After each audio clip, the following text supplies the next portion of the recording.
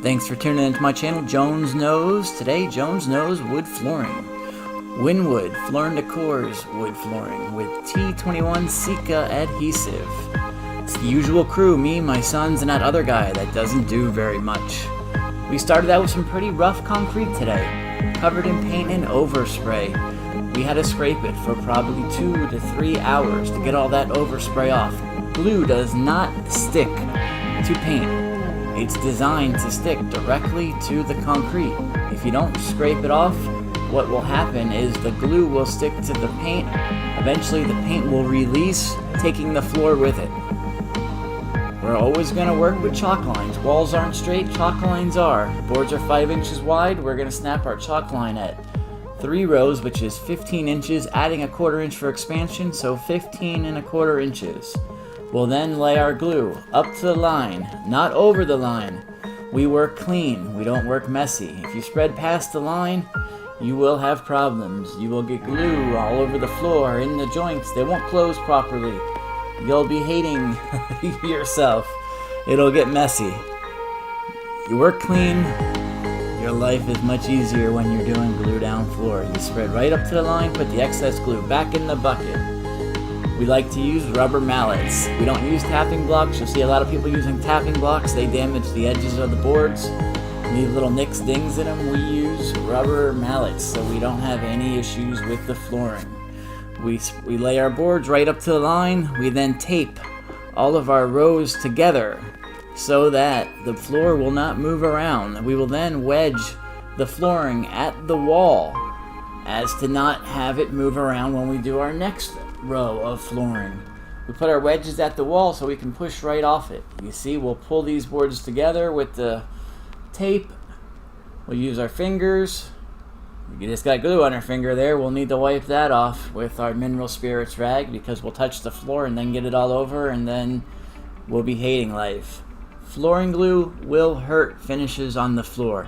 There's a term in the flooring industry. It's called etching the finish. You get the glue on the floor, you wipe it off. Sometimes it never comes all the way off. It actually burns the finish. You'll always see little hazy spots all over the floor. Floors get ruined because of glue. Of course, we're working with our bullet dustless cutter. We're working on the 3rd floor, so this cutter today saved us a ton of time. Our last board in a row goes in. We didn't use a tape measure. We flipped the board backwards to make our mark. We then put it in. We tape our boards together, and then we're gonna roll the floor with our 125-pound roller, pushing the floor into the glue. Often overlooked step in installations, but it's really important to roll the floor. If you don't say, I don't have a roller, you can rent one at Home Depot. I think they cost $15 a day. Sometimes when I travel and I don't want to bring my roller with me because it weighs so much, I will rent one when I get into town for the installation. So it's a must when you're doing glue down installations. You always want to press the wood into the glue. So once we get this tape on, we're then going to put our wedges into the wall in order to keep the floor in place so that it doesn't move around on us.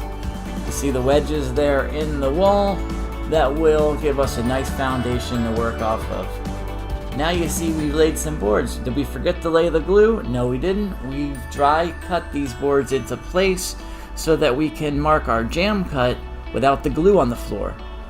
A lot easier to mark boards without the glue on the floor. So if you have a difficult jam or just a regular jam coming up, try dry fitting them. You notice that board's cut back at a 22-degree angle. That's going to allow us to get nice and tight to that marble sill there. If you've seen any of my videos or know anything about me, I hate thresholds. I try to never use them unless we have no choice. So that 22-degree bevel will get us nice and tight there. There's our jam cut. We test the board to see if it fit. Guess what? I'm not happy with that cut. It doesn't get close enough to the tile there.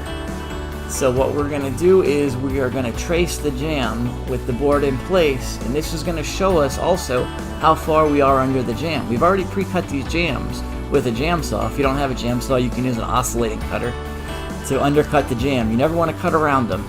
Now we've taken the board out, we see where we marked it, and now we'll trace our line a little bit darker so we can see it when we get down to the table saw.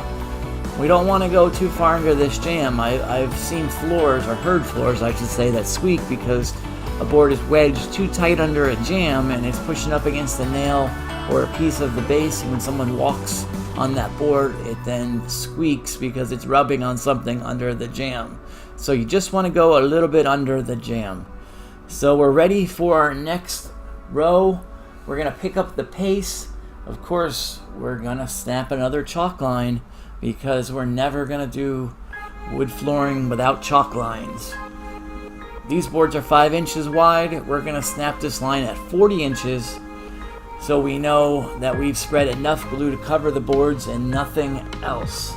We don't want the glue sticking out past the last row when we've laid it. That way no one steps in it. You go too far with the glue and people will step in it. Also, if you do spread too much glue, then it will dry up on you before you can cover it all. So you don't want to spread more than you can lay the floor to keep up with. There's our roller. Notice the cardboard under the roller to prevent it from scratching or denting the floor. It's an older roller, got lots of miles on it. It could do some damage. Same thing with those rental rollers. If you don't have cardboard, you can always tape the roller up. That'll protect the floor. Let's finish this floor. We spread the rest of our glue, and we're gonna keep laying until we get to the outside wall of the room. Once we get to the outside wall, we'll then wedge and tape our boards together so they won't move around on us. It's real important to make sure that all the joints are nice and tight. The wedges on the wall will definitely ensure that you have a nice tight floor. In that doorway there, I'm going to use a little bit of extra glue. We want it to feel nice and solid when you come in the room.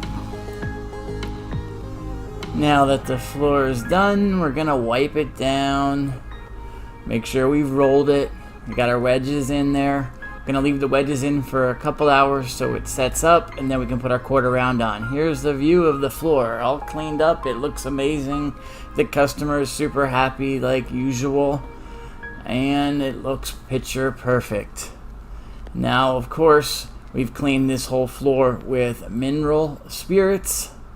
We always use mineral spirits to wipe our floor down. I've already mentioned that you want to clean it up quickly. You don't want glue on the floor. Even though I'm super careful, I'm not perfect, so we will continue to wipe it down. Even if I don't see glue, I will wipe it anyways just to make sure that I didn't miss anything.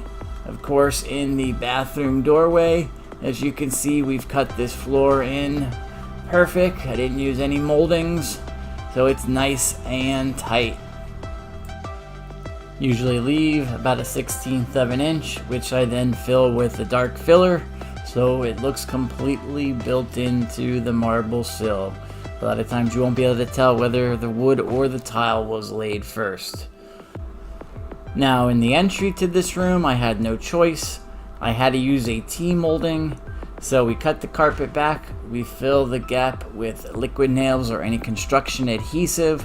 We set the T-molding in the construction adhesive, and then we'll put heavy objects on each end to hold it in place while that liquid nails dries, which is usually 2 to 4 days depending on temperature. Well, that is it for this job. If you like what you've seen, you want to see more, please subscribe.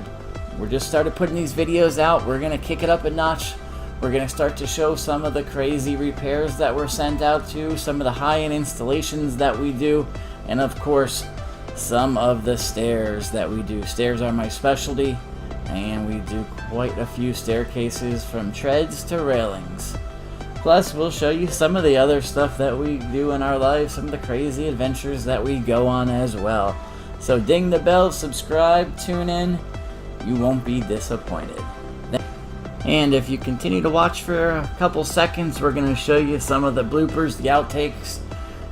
The other guy got caught on camera doing some of his raps, and maybe a little bit of my son getting aggravated with me. It's all in part of our daily adventures in flooring. Thanks for tuning in, And I hope this video was educational, you learned something, you enjoyed it, or you just kept yourself busy for a little while. Have a good day. Thank you.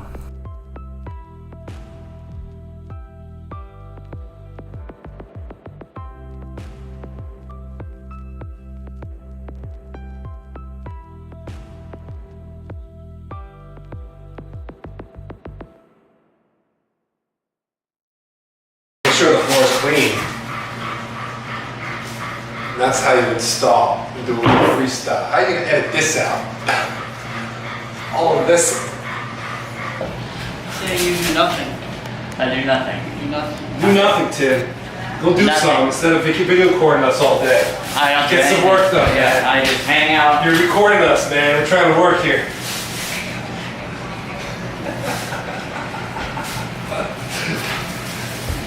Trying to work, man. Let's do a freestyle on this little webcam. Take your girl on the best meal on your webcam. Do a live stream, talk about my hygiene.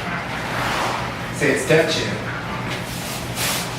Yo, Carson Daly, go back to Total Request, man.